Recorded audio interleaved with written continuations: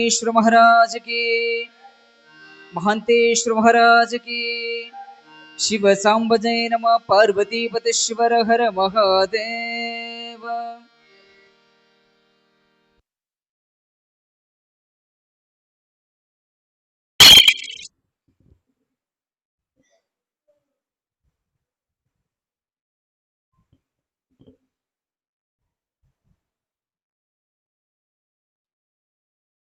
ಮಹಾಯೋಗಿಯ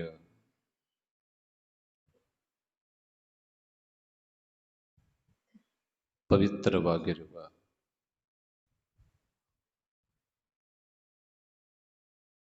ಚರಿತ್ರೆಯನ್ನ ಆಲಿಸ್ತಾ ಈಗಾಗಲೇ 6ನೇ ದಿನಕ್ಕೆ 6ನೇ ದಿನ 7ನೇ ದಿನ ಇವತ್ತು 7ನೇ ದಿನ ಒಟ್ಟಿನಲ್ಲಿ ನಿತ್ಯ ನಿತ್ಯವೂ ಕೂಡ ಶಿವಯೋಗಿಯ ಜೀವನವನ್ನ ದರ್ಶನವನ್ನ ಮಾಡುತ್ತಾ ಮಾಡುತ್ತಾ ಬರುತ್ತಿದ್ದೇವೆ.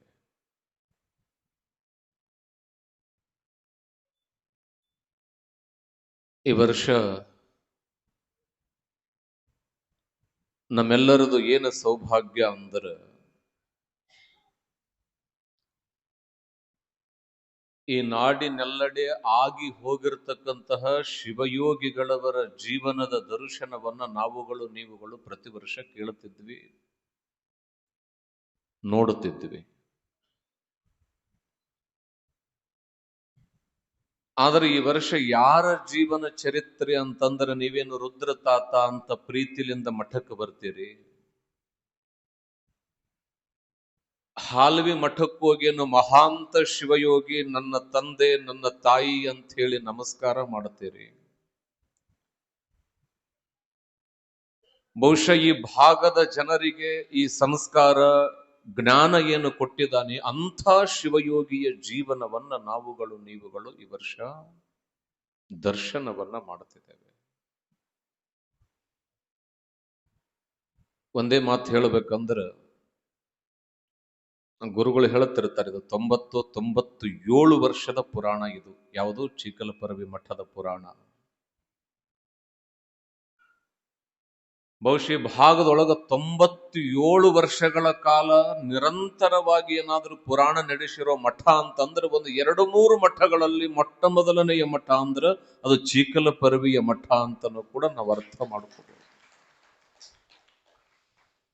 ನಮ್ಮ ಮನೆಯೊಳಗ ಸಂಸಾರಸ್ಥರಿಗೊಂದು ಗಾದೆ ಮಾತದ, ಮನೆ ಕಟ್ಟಿ ನೋಡು, ಮದುವೆ ಮಾಡಿ ನೋಡು, ಮಾಡಿದ ಮ್ಯಾಗ ನೋಡು ಅದ ಹೆಂಗಿರ್ತದ ನಿಮಗ್ ಬಿಟ್ಟು. ಆದ್ರೆ ನಿಮಗೆ ಇನ್ನೂ ಒಂದು ಗೊತ್ತಿರ್ಲಿ, ಮನಿ ಕಟ್ಟೋದು ಬಹಳ ಸುಲಭ, ಮದುವೆ ಮಾಡೋದು ಅದು ಬಹಳ ಸುಲಭ. ಈ ಮನೆ ಕಟ್ಟೋದಕ್ಕಿಂತ ಮದುವೆ ಮಾಡೋದಕ್ಕಿಂತ ಬಹಳ ಕಷ್ಟದ ಕೆಲಸ ಯಾವ್ದಂದ್ರೆ ಈ ಪುರಾಣ ಮಾಡೋದು. ಮನಿ ಕಟ್ಟಬೇಕಂದ್ರೆ ಇಬ್ರು ಒಪ್ಕೋಬೇಕು, ಒಂದು ಕಟ್ಟವ ಇನ್ನೊಬ್ಬ ಕಟ್ಸ್ಕೊಳ್ಳವ, ಅವರಿಬ್ರು ಒಪ್ಪಿಟ್ಟು ಮನಿ ಮುಗಿದು ಹೋಗ್ತದ. ಮದುವೆ ಆಗ್ಬೇಕಂದ್ರೆ ಇಬ್ರು ಒಪ್ಕೊಳ್ಬೇಕು, ಯಾರೋ ಒಂದು ಮಾಡ್ಕೊಳ್ಳವ ಇನ್ನೊಬ್ಬಕ್ಕೆ ಮಾಡ್ಕೊಬೇಕು. ಒಂದ್ ಕೆಲಸ ಮಾಡ, ಅವ್ರನ್ನ ಕಳಿಸ್ಬಿಡ್ತೀನಿ ಹೊಸ. ನೀವು ಮಾತಾಡಲ್ಲ, ನಾವ್ ಯಾರು ಅಲ್ಲಿ ಉದ್ಯೋಗ ಖಾತ್ರಿಗೆ ಹೋದಾಗ ಎಷ್ಟು ಜಗಳ ಆಡ್ತಿರ್ತೀರಿ ಎಲ್ಲರೂ. ಇಲ್ಲಿ ಪುರಾಣದಾಗ ಮಾತಾಡ್ಬೇಕು. ಒಂದ್ ಹುಡುಗಿ ಒಪ್ಪಿದ, ಒಂದ್ ಹುಡುಗ ಒಪ್ಪದಂದ್ರೆ ಮದುವೆ ಆಗಿಬಿಡುತ್ತದ. ಇದು ಪ್ರವಚನ ಹೆಂಗಂದ್ರ ಒಂದು ಮುಂಜಾನೆ 4 ಗಂಟೆಗೆ ಬಂದವ ಮಂಗಲಾಗೋತನ ಏನ್ ಎಲ್ಲಿ ತನ ಯಾವ್ದು ಪ್ರವಚನದಂತ ಹಿಡಿದು, ಸಂಗೀತದಂತ ಹಿಡಿದು, ಹಾಸೋದ್ರಿಂದ ಹಿಡಿದು, ಮೈಕ್ನಿಂತ ಹಿಡಿದು 100 ಕಾರ್ಯಗಳಲ್ಲಿ ಎಲ್ಲರನ್ನ ಮೆಚ್ಚಿಸ್ಬೇಕಲ್ಲ. ಬಹಳ ದೊಡ್ಡ ತ್ರಾಸಿನ ಕೆಲಸ ಯಾವ್ದಂದ್ರೆ ಈ ಪ್ರವಚನ ಕಾರ್ಯಕ್ರಮ. ನೀವು ಹೆಂಗಿರ್ತೀರಂದ್ರ ಬಂದ್ರ 20 ಟ್ಯಾಕ್ಟ್ರಿ ಒಂದ ದಿನ ಬಂದ್ಬಿಡ್ತೀರಿ. ಬರ್ಲಿಲ್ಲ ಸುಮ್ಮನ 4 ಮಂದಿ ಬರೋಲ್ಲಿ 5 ಮಂದಿ ಬಂದ್ರೆ ಮಕ್ಕ ಹೆಂಗ್ ಮಾಡಿರ್ತೀರವ ನೀವಲ್ಲ, ನೀವೆಲ್ಲ ಬಹಳ ಒಳ್ಳೆಯದಿರಿ. ಕೇಳ್ದ ಬೀಗರ ಮನೆಗೆ ಬಂದ್ರ ಬೈತೀರ, ಅವ್ರಿಗೆ ಎಲ್ಲ ಗಂಡಗರ ಬೈತೀರಿ, ಹೇಳಿ ಕರ್ಸಕ್ ಬರಂಗಿಲ್ಲ, ತಿಳಿತತ್ತಿಲ್ಲ ನಿನಗೆ ಮಾಡಾರ್ ನೆಟ್ಟಿರೇನೋ ಮನ್ಯಾಗ ಅಂತೇಳಿ ಬೈತಿರೋ ಇಲ್ಲವಾ? ಬೈಯದಕ್ಕ ನಗೋದ್ ನೀವು. ಮತ್ತೆ ನೀವು ಎಷ್ಟು ಟ್ರಾಕ್ಟರ್ ಜನ ಬರ್ರಿ, ಲಾರಿ ಜನ ಬರ್ರಿ, ಇಡೀ ಕರ್ನಾಟಕ ಇಡೀ ದೇಶದ ಜನ ಬಂದ್ರು ಕೂಡ ರುದ್ರಮುನಿ ತಾತನ ಈ ಮಣ್ಣಿನ ಶಕ್ತಿ ಕೃಪಾ ಕಟಾಕ್ಷ ಎಷ್ಟು ದೊಡ್ಡದು ಅಂತಂದ್ರ ಯಾರಿಗೂ ಕೂಡ ಒಂದು ಅನ್ನದ ಅಗಳೂ ಕೂಡ ಕಡಿಮೆ ಮಾಡಲಾರ್ದಂಗ ನಿಮ್ಮೆಲ್ಲರ ಹೊಟ್ಟೆ ನೆತ್ತಿಯನ್ನು ತುಂಬಿಸುವ ಮಠ ಅಂದ್ರ ಅದು ಚೀಕಲ ಪರವಿಯ ಮಹಾಮಠ. ಇದನ್ನ ನಿಭಾಯಿಸೋದೇನದಲ್ಲ, ಅದು ಬಹಳ ಕಷ್ಟದ ಪರಿಸ್ಥಿತಿಯ ಕೆಲಸದು ಇಂತಿನ ದಿನಮಾನಗಳಲ್ಲಿ. ಯಾಕೆ ಹೇಳ್ತಿದ್ದೀನಿ ಅಂದ್ರೆ ತಾಯಿ, ಮನೆಗಳು ಕೇವಲ ಮಣ್ಣಿನಿಂದ ನಿರ್ಮಾಣ ಆದರ ಮಠಗಳು ತ್ಯಾಗದಿಂದ, ವೈರಾಗ್ಯದಿಂದ, ತಪಸ್ಸಿನಿಂದ ನಿರ್ಮಾಣವಾಗಿರ್ತವೆ. ಭಕ್ತರು ಯಾವಾಗ ಆಗ್ತಾರೆ, ಭಕ್ತರು ಯಾವಾಗ ಬರ್ತಾರೆ ಅಂತಂದ್ರ ಒಬ್ಬ ಯೋಗಿ ತನ್ನ ಯೋಗ ಬಲವನ್ನ ಪರಿಪೂರ್ಣ ಮಾಡಿಕೊಂಡು ಭಕ್ತರ ಕಷ್ಟವನ್ನ ಕಳೆಯುವ ಕಾಲಕ್ಕೆ ಭಕ್ತರು ಒಂದುಗೂಡ್ತಾರೆ. ಕಷ್ಟವನ್ನ ಕಳೆಯುವ ಮಹಾ ತಪೋಬಲವನ್ನ ಒಬ್ಬ ಶಿವಯೋಗಿ ಅತ್ಯಂತ ಕಷ್ಟಕರವಾಗಿ ತನ್ನ ಸಾಧನೆಯ ಮುಖಾಂತರವಾಗಿ ಅವನು ತನ್ನ ಬದುಕಿನಲ್ಲೇನದಲ್ಲ ಅದನ್ನು ಗಳಿಸಬೇಕು. ಅವ್ರು ಹಾಗೆ ಗಳಿಸಿದ್ರು. ಇವತ್ತು ಈ ಮಠ ಹೆಂಗ ಸ್ಥಾಪನೆ ಆಯಿತು? ನಾವು ಕುಂತೀವೆಲ್ಲ ಎಷ್ಟೋ ವರ್ಷಗಳಾಗಿ ಹೋದುತ್ತಾವೆ. ನಿಮ್ಮಂತ ತಲೆಗಳು ಈ ಮಠದಲ್ಲಿ ಎಷ್ಟು ಆಡಿದಾವೆ, ಬೆಳೆದಿದ್ದಾವೆ, ಈ ವೈಭವವನ್ನ ನೋಡಿದಾವೆ. ಮುಂದೆ ಎಷ್ಟೋ ಯುಗಗಳು ಕೂಡ ಈ ವೈಭವವನ್ನ ನೋಡುತ್ತವೆ. ಯಾಕೆ ಅಂದ್ರೆ ನಾನು ಹೇಳ್ತಿರ್ತೇನೆ, ಅರಮನೆಗಳು ಮಣ್ಣಾಗಬಹುದು ಈ ಜಗತ್ತಿನಲ್ಲಿ, ಗುರುಮನೆಗಳು ಯಾವತ್ತೂ ಕೂಡ ಮಣ್ಣಾಗುವುದಕ್ಕೆ ಸಾಧ್ಯ ಇಲ್ಲ. ಇವತ್ತು ಹಂಪಿ ಹಾಳ ಹಂಪಿ ಅಂತ ಕರಿತೇವೆ ನಾವು. ಹಂಪಿಯೊಳಗ ಮುತ್ತು ರತ್ನಗಳಿಂದ ಅಳದು ಏನೆಲ್ಲ ವೈಭವಗಳನ್ನ, ರತ್ನ ಖಚಿತ ಕಿರೀಟವನ್ನ ತೊಟ್ಟವರು ಇವತ್ತು ಅದನ್ನ ಹಾಳು ಬಿದ್ದು ಕೆಡವಿದಾರ. ಆದ್ರೆ ಇಲ್ಲಿ ರತ್ನಗಳಿಲ್ಲ, ಕೇವಲ ಭಕ್ತರ ಭಕ್ತಿ ಏನದ ಇವತ್ತು ಒಂದು ಧೀಶಕ್ತಿಯಾಗಿ ನಮ್ಮೆಲ್ಲರಿಗೂ ಆಶೀರ್ವಾದ ಮಾಡುತ್ತದೆ ಅಂದ್ರೆ ಅರ್ಥ ಮಾಡಿಕೊಳ್ಳೋದಿಷ್ಟೇ. ಸತ್ಯ ಧರ್ಮ ದ್ವಯಂ ಸ್ಥಿರಂ. ಈ ಜಗತ್ತಿನಲ್ಲಿ ಯಾವುದಾದ್ರೂ ಉಳಿತದೆ ಅಂದರೆ ಅದು ಧರ್ಮ ಮಾತ್ರ.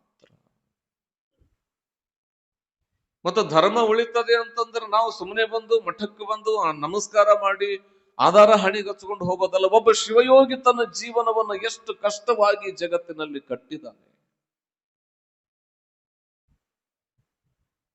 ತಾಯಿ ಬಹಳ ಚಂದ ಕೇಳ್ರಿ, ನೇರವಾಗಿ ವಿಚಾರಕ್ಕೆ ಬರೋಣ. ಯಾಕಂದ್ರೆ ಪುರಾಣ ಬಹಳ ದೊಡ್ಡದದ. ಹಾಲಿನ ಮಠಕ್ಕೆ ಹೋಗಿರ? ಎಲ್ಲರೂ ಹೋಗಿರ? ಯಾರ್ಯಾರು ಹೋಗಿರಿ? ಒಳಗೆ ನೀರಿಲ್ಲ, ಹೋಗಿ ಬರ್ರಿ. ಎಲ್ಲರಿಗೂ ಕೂಡ ಚಿರಪರಿಚಿತ. ನಾನು ಅವಾಗ್ಲೇ ಹೇಳ್ಬಿಟ್ಟೇನೆ, ನಮ್ಮ ಮಂದಿಗೆ 3 ಕಣ್ಣು ಯಾವ್ದಂದ್ರೆ, ಒಂದು ರುದ್ರಮುನಿ ತಾತನ ಮಠ, ಇನ್ನೊಂದು ಮಹಾಂತ ಶಿವಯೋಗಿಗಳ ಮಠ, ಇನ್ನೊಂದು ಒಳಬಳ್ಳಾರಿಯ ಚನ್ನಬಸವ ಶಿವ. ಇವು 3 ನಮಗೇನು ಕಷ್ಟ ಇದ್ರು ಕೂಡ, ಯಾರ ಮನೆಯಾಗ ಏನು ಸುಖ ಇದ್ರು ಕಷ್ಟ ಇದ್ರು ಅವ್ರು ಎಲ್ಲಿ ಹೋಗಿ ಬಾಗುತ್ತಾರೆ ಅಂದ್ರೆ ಈ 3 ಪೀಠಗಳಿಗೆ ಹೋಗಿ ಬಾಗುತ್ತಾರೆ. ಯಾಕೆ ಅಂದ್ರೆ ಭಕ್ತರು ಹೆಂಗಾಗಿದ್ದಾರೆ ಅಂತಂದ್ರ, ದೇವ್ರೇನಾದ್ರೂ ನಮಗೆ ಕಷ್ಟ ಕೊಟ್ಟ ಅಂದ್ರ, ದೇವ್ರೇನಾದ್ರೂ ನಮ್ಗೆ ಕಷ್ಟ ಕಳಿಲಿಲ್ಲ ಅಂದ್ರ, ಕೊನೆ ಪಕ್ಷ ಮಹಾಂತ ಶಿವಯೋಗಿ ರುದ್ರಮುನಿ ತಾತ ಚನ್ನಬಸವ ಶಿವಯೋಗಿ ಆದ್ರೂ ನಮ್ಗೆ ಕಷ್ಟ ಕಳೀತಾನೆ ಅನ್ನೋದು ಎಲ್ಲ ಭಕ್ತರ ನಂಬಿಕೆ ಅದ. ಮತ್ತೆ ಈ ಪೀಠಗಳು ಕೂಡ ಅಷ್ಟೇ ಸನ್ನದ್ಧವಾಗಿ ನಡ್ಕೊಂಡು ಬಂದಿದ್ದಾವೆ. ತಾಯಿ, ಹಾಲ್ವಿ ಮಠ ನೀವು ನೋಡಿದಿರಿ, ನಾನು ನೋಡಿದ್ದೇನೆ. ಮಹಂತ ಶಿವಯೋಗಿಗಳು, ಅವ್ರ ಬಗ್ಗೆ ನಾನು ಹೇಳ್ತಾ ಬಂದೆ. ಲೋಕ ಸಂಚಾರವನ್ನ ಮಾಡಿ, ಏನೆಲ್ಲ ಪವಾಡಗಳನ್ನ ಮಾಡಿ, ಎಷ್ಟೋ ಶಾಪಗಳನ್ನ ವಿಮೋಚನೆ ಮಾಡಿ,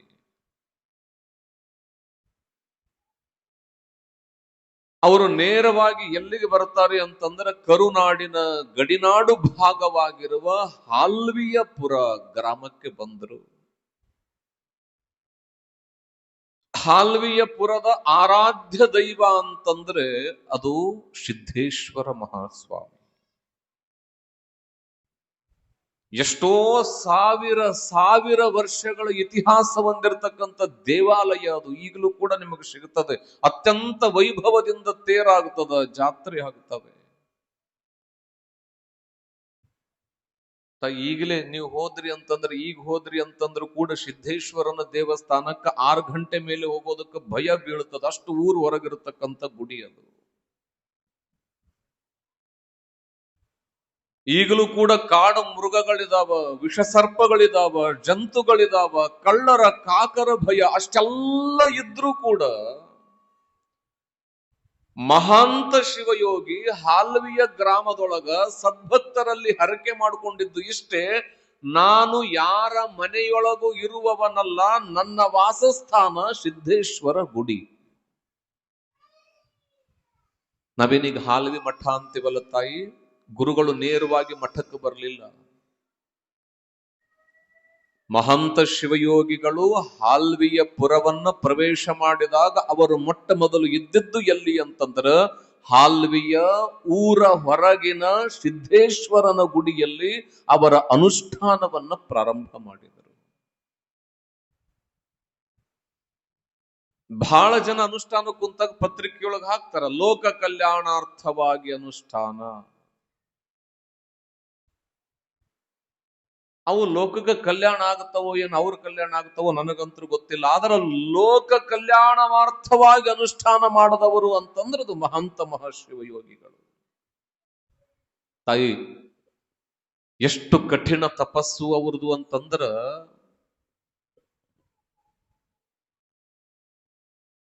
ಒಂದೇ ಒಂದು ಹೊತ್ತು ಪ್ರಸಾದ, ಒಂದು ದಿನ, 2 ದಿನ, 3 ದಿನ, 48 ದಿನ ಮಾಡಿರೋದಲ್ಲ, ಇಡೀ ಅವರ ಜೀವನ ಪೂರ್ತಿಯ ಪದ್ಧತಿ ಅದು ಮಹಂತ ಶಿವಯೋಗಿಗಳದು. ಅಸನ ವ್ಯಸನಗಳ ಹಂಗು ತೊರೆದು ಅತ್ಯಂತ ಪವಿತ್ರನಾಗಿ ಸಿದ್ದೇಶ್ವರ ಗುಡಿಯೊಳಗ ಶಿವಯೋಗಿಗಳು ಅನುಷ್ಠಾನಕ್ಕೆ ಕುಳಿತುಕೊಂಡ್ರ ಎಂಥ ಕಟ್ಟಳೆ ಅಂತಂದ್ರ, ಆವತ್ತಿನ ದಿನ ಯಾರ ಮನೆ ಅವರಿಗೆ ಪ್ರಸಾದ ಕೊಡಬೇಕೋ, ಪೂಜಕ ವ್ಯವಸ್ಥೆ ಮಾಡಬೇಕೋ, ಆ ಮನೆಯಿಂದ ಒಬ್ಬರು ಮಾತ್ರ ಆ ಗುಡಿ ಹತ್ರ ಹೋಗಬೇಕು, ಎಲ್ಲ ವ್ಯವಸ್ಥೆ ಮಾಡಿ ಬರಬೇಕು ಅಷ್ಟೇ, ಗದ್ದಲ ಮಾಡೋ ಹಾಗಿಲ್ಲ. ಬಹಳ ಊರುಗಳಲ್ಲಿ ಅವರ ತಪಸ್ಸು, ಮಹಂತ ಶಿವಯೋಗಿಗಳ ವರ್ಚಸ್ಸು ನೋಡಿ ಸಾವಿರಾರು ಜನ, ಲಕ್ಷ ಲಕ್ಷ ಜನ ಅವ್ರ ಹತ್ರ ಕೇಳೋದಕ್ಕ, ದರ್ಶನಕ್ಕೆ ಅಂತ ಬಂದಾಗ ಎಷ್ಟೋ ಊರುಗಳಲ್ಲಿ ರಾತ್ರಿನೇ ಎದ್ದು ಬರ್ತಾರೆ. ಯಾಕೆ ಅಂದ್ರ ಜನರಿಗಾಗಿ ಬದುಕಿರತಕ್ಕಂಥವರು ಮಹಂತ ಶಿವಯೋಗಿಗಳಲ್ಲ, ಜನಾರ್ದನನಿಗಾಗಿ ಬದುಕಿರುವವರು. ನೋಡ್ರಿ ತಾಯಿ, ನಮ್ಮ ಮಕ್ಕಳು ಯಾರುವವು? ನಿಮ್ಮವ? ಹೊರಗೆ ಕರ್ಕೊಂಡು ಹೋಗ್ರಿ. ನಾನು ಮೊದಲು ಜಗ್ಗು ಬೈತಿದ್ದೆ ಮಕ್ಕಳಿಗೆ. ಇಷ್ಟೊತ್ತ ಫುಲ್ ಮೊದಲು ಏನಾರು ಹತ್ತಿದ್ರೆ ಜಗ್ಗು ಬೈದು ಬಿಡ್ತಿದ್ದೆ ನಾನು. ಯಾವ ಹುಡುಗರ ಹತ್ತಿರ ಇತ್ತೀಚೆಗೆ ಸ್ವಲ್ಪ ಬೈಯೋದು ಕಡಿಮೆ ಮಾಡೀನಿ. ಯಾಕಂದ್ರೆ ನನಗೂ ಮಕ್ಕಳಾದವಲ್ಲ, ಸ್ವಲ್ಪ ರೂಢಿ ಆಗೈತಿ. ಅಳಿಸ್ಬೇಡ್ರವ, ಹೊರಗೆ ಕರ್ಕೊಂಡೋಗಿ ಅಳಿಸ್ರಿ. ನಿಮ್ ತಿಪ್ಪಲ ನೀವೇನಾರ ಮಾಡ್ರಿ. ಅಳಿಸ್ಬೇಡ್ರ ಅಂದ್ರೆ ಅಳಿಸ್ತೀರಿ, ಉಲ್ಟಾ ಮಾಡ್ತೀರಿ ನೀವು. ಅವಕ್ಕ ಟಿವಿ ಮುಂದೆ ಕುಂದ್ರಿಸಿರ್ತೀರ ಎಷ್ಟು ದಿನ, ಒಮ್ಮೆಲೆ ಭಕ್ತಿ ತೋರಿಸ್ಬಿಡ್ತೀರಿ ಒಂದ ದಿನದಾಗ ಬಂದು ನೀವು. ಅವ್ ಗಾಬರಿ ಆಗ್ಬಿಡ್ತಾವ. ನಮ್ಮಮ್ಮ ಯಾಕೆ ಇವತ್ತು ಉಲ್ಟಾ ಆಗ್ಯಾಳಲ್ಲ.